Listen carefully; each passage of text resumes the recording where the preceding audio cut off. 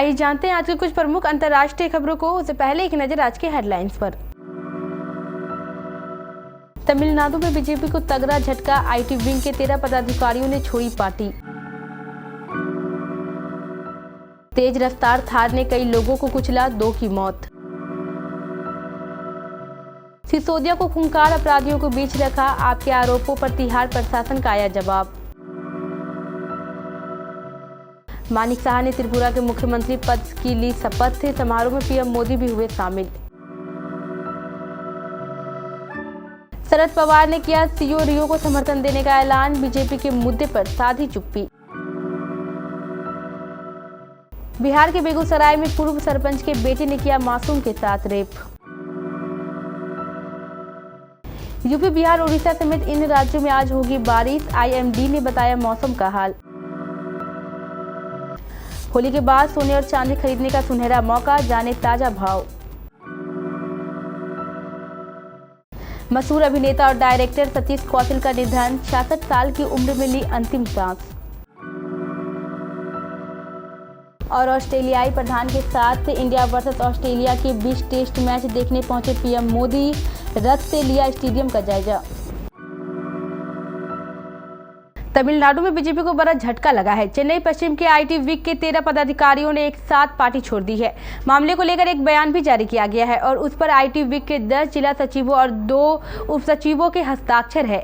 IT wing के जिला अध्यक्ष अनबरासन का कहना है कि सालों साल काम करने के बाद भी पार्टी में असामान्य स्थिति बनी हुई थी, इसलिए इस्तीफा दे दिया।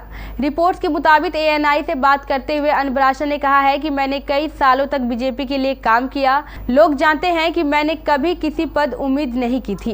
पिछले कई दिनों से पार्टी में असामान्य स्थिति को देखते हुए मैंने इस्तीफा दिया है।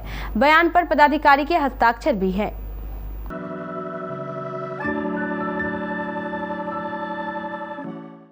राष्ट्रीय राजधानी दिल्ली में होली के दिन दिल दहला देने वाली घटना घटी है, जहां मलाई मंदिर के इलाके में तेज रफ्तार थार ने कई लोगों को कुचल दिया है। इस हादसे में 2 लोगों की मौत हो गई है, जबकि बच्चे समेत 8 लोग घायल हो गए हैं। पुलिस ने बताया है कि मुन्ना और समीर के रूप में पहचाने गए 2 घायलों ने अस्पताल में इलाज के दौरान दम तोड़ दिया है। जांच के मुताबिक थार चालक तेज गति से गाड़ी चला रहा था और उसने अपना नियंत्रण खो दिया था। पुलिस ने आगे बताया है कि थार ने 2 अन्य गाड़ियों को भी टक्कर मार दी है। मामले को लेकर फिलहाल दिल्ली पुलिस से जांच कर रही है। दिल्ली के पूर्व उप मुख्यमंत्री मनीष सिसोदिया को तिहाड़ जेल में अलग वार्ड में रखा गया है। मनीष सिसोदिया की सुरक्षा को ध्यान में रखते हुए जेल प्रशासन ने यह फैसला लिया है। जेल अधिकारियों का कहना है कि तिहाड़ जेल के जिस वार्ड में मनीष सिसोदिया को रखा गया है, वहां कम से कम ऐसे कैदी है जो गैंगस्टर नहीं है। साथ ही जेल के अंदर उनका अच्छा आचरण भी है। जेल अधिकारियों ने कहा है कि एक अलग वार्ड सिसोदिया के लिए बिना किसी व्यवस्था के ध्यान या अन्य गतिविधियां करने के लिए संभव बताना है। उसकी सुरक्षा के लिए जेल नियमों के मुताबिक सभी इंतजाम किए गए हैं। जेल प्रशासन का यह भी कहना है कि जेल में उनको रखने को लेकर लगाए गए कोई भी आरोप निराधार है। मानिक साहा ने एक बार फिर त्रिपुरा के मुख्यमंत्री पद की शपथ ली है। उनके साथ 8 और मंत्रियों ने पद और गोपनीयता की शपथ ली है। इस समारोह में प्रधानमंत्री नरेंद्र मोदी भी शामिल हुए। पीएम के अलावा बीजेपी अध्यक्ष जेपी नड्डा, गृह मंत्री अमित शाह और कई राज्यों के मुख्यमंत्री भी इस कार्यक्रम में मौजूद रहे। साथ ही असम के मुख्यमंत्री और भाजपा की पूर्वोत्तर सफलताओं के सूत्रधार हिमंत बिस्वा शर्मा, अरुणाचल प्रदेश के मुख्यमंत्री पेमा खांडा, मणिपुर के मुख्यमंत्री एन बीरेन सिंह और सिक्किम के मुख्यमंत्री पीएन तमांग भी मौजूद थे। मंच पर बीजेपी के पूर्व मुख्यमंत्री बिप्लब देब भी मौजूद थे, जिन्हें पिछले साल पद से हटा दिया गया था।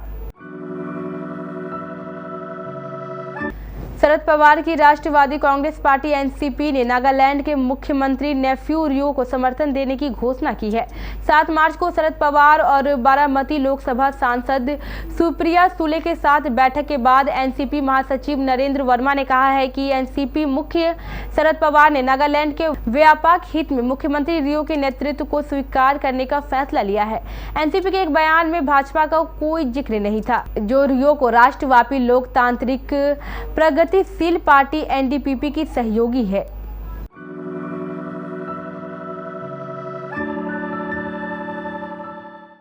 बिहार के बेगूसराय से एक शर्मनाक घटना सामने आई है। बेगूसराय में पूर्व सरपंच के बेटे ने नशे की हालत में एक बच्ची को अपनी हवस का शिकार बनाया है। उसी बच्ची को बचाने के क्रम में दूसरी बच्ची भी गंभीर रूप से घायल हो गई है। फिलहाल दोनों बच्चियों का हालत गंभीर बना हुआ है। घटना साहेबपुर कमाल थाना क्षेत्र की है। इस घटना को लेकर पंचवीर गाँव में तनावपूर्ण स्थिति बनी हुई है। फिलहाल पुलिस ने आरोपी को गिरफ्तार कर लिया है। इस घटना के संबंध में डीएसपी हेडक्वार्टर नीतीश प्रिया ने बताया है कि दो बच्चियां मध्य विद्यालय पंचवीर के परिसर में झूला झूल रही थी। तभी नशे में धुत पंचवीर के पूर्व सरपंच गोविंद महतो का पुत्र छोटू महतो वहां आया और बच्ची के साथ जबरदस्ती करने लगा। उसके इस नापाक हरकत को देखकर दोनों बच्चियां भागकर स्कूल के बाथरूम में घुस गई और फिर आरोपी छोटू जबरदस्ती बाथरूम में घुस गया और इस घिनौनी घटना को अंजाम दे डाला। देश में बीते कुछ घंटों में मौसम का मिजाज तेजी से बदला है। दिल्ली, एनसीआर, यूपी, उत्तराखंड के अलावा कई राज्यों में तेज हवाओं के साथ बारिश हुई है। बारिश के बाद लोगों को गर्मी से थोड़ी राहत मिली है। दिल्ली एनसीआर में मौसम आज खुशनुमा बना हुआ है। मौसम विभाग ने आज कुछ राज्यों में बारिश का पूर्वानुमान जारी किया है। विभाग ने बताया है कि ट्रफ के रूप में पश्चिमी विक्षोभ का क्षेत्र बना हुआ है। साथ ही चक्रवाती हवाओं का क्षेत्र आंतरिक ओडिशा और उससे सटे छत्तीसगढ़ पर निचले स्तर पर बना हुआ है। इस वजह से आज और कल पूर्वी उत्तर प्रदेश, बिहार, झारखंड, पश्चिम बंगाल, ओडिशा, पूर्वी मध्य प्रदेश, छत्तीसगढ़ में गरज के साथ हल्की बारिश होने की संभावना है। सोने और चांदी के खरीदारों के लिए बेहतरीन मौका है। होली के बाद लगातार दूसरे दिन सोने व चांदी के भाव में गिरावट दर्ज की जा रही है। आज यानी 9 मार्च को 22 कैरेट सोने की कीमत प्रति 10 ग्राम 52,550 रुपये व 24 कैरेट प्रति 10 ग्राम का दाम 55,860 रुपये है। वही चांदी की कीमत प्रति किलो 67,500 रुपये है। असल में उत्पाद शुल्क और मैगजिंग चार्ट के चलते सोने व चांदी की कीमतों में बदलाव होता रहता है। बॉलीवुड के मशहूर अभिनेता और जाने माने डायरेक्टर सतीश कौशिक का निधन हो गया है। इस दुखद खबर की जानकारी उनके करीबी दोस्त और एक्टर अनुपम खेर ने ट्वीट कर दी है। उन्होंने लिखा है कि जानता हूं मृत्यु इस दुनिया का अंतिम सच है, लेकिन ये बात मैं जीते जी कभी अपने जिगरी दोस्त सतीश कौशिक के बारे में लिखूंगा, ये मैंने कभी सोचा नहीं था। भारत और ऑस्ट्रेलिया के बीच बॉर्डर गावस्कर ट्रॉफी का चौथा टेस्ट मैच आज अहमदाबाद के नरेंद्र मोदी स्टेडियम में खेला जा रहा है। प्रधानमंत्री नरेंद्र मोदी ऑस्ट्रेलियाई पीएम एंथनी अल्बनीज के साथ टेस्ट मैच देखने पहुंचे हैं। पीएम मोदी ने एक खास रथ से स्टेडियम का जायजा भी लिया है। 4 टेस्ट मैचों की बॉर्डर गावस्कर ट्रॉफी में भारत 2-1 से आगे है। आखिरी मैच आज खेला जा रहा है। मैच से पहले पीएम मोदी और एंथनी अल्बनीज ने भारत और ऑस्ट्रेलिया के खिलाड़ियों से मुलाकात की है। पीएम मोदी और एंथनी अल्बनीज एक खास रथ में सवार होकर स्टेडियम का जायजा लिया।